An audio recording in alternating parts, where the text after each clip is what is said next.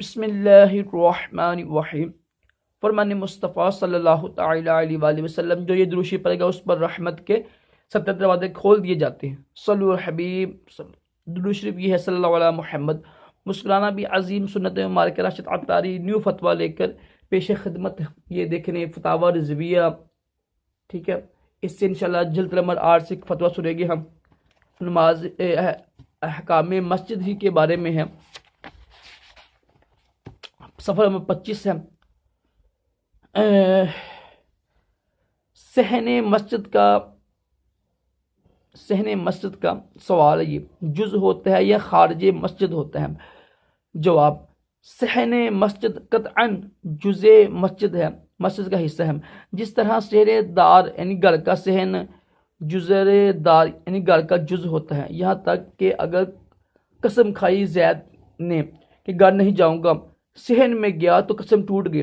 اسی طرح اگر قسم کھائی کہ مسجد سے باہر نہیں جاؤں گا اور صحن میں آیا، ہرگز یعنی قسم نہیں ٹوٹے گی اس کی۔ لہٰذا متقی جو اعتکاف کرتے ہیں نا، کو صحن میں آنا جانا بیٹھنا رہنا قطعاً جائز ہے۔ یہ مسئلہ اپنی نہایت وضاحت یعنی شہرت کے قریب ہے، فوراً سمجھ آ جانے والی چیزوں کے متعلق ہی ہے، جن پر تمام شہروں میں عام مسلمان یعنی اس کے شاہد ہیں، عادل ہیں۔ اس کے بعد اصلاً کوئی اس کی دلیل نہیں رہتی ہے۔ ہاں، جو دعویٰ اخلاق یعنی خلاف کے جو کہنا کہ یہ صحیح نہیں ہے، تو اپنے دعوے پر بھی دلیل لائے نا وہ، ٹھیک ہے، اور ہرگز نہ لائے گا یہاں تک کہ اونٹ سوئی کے سوراخ میں داخل ہو جائے۔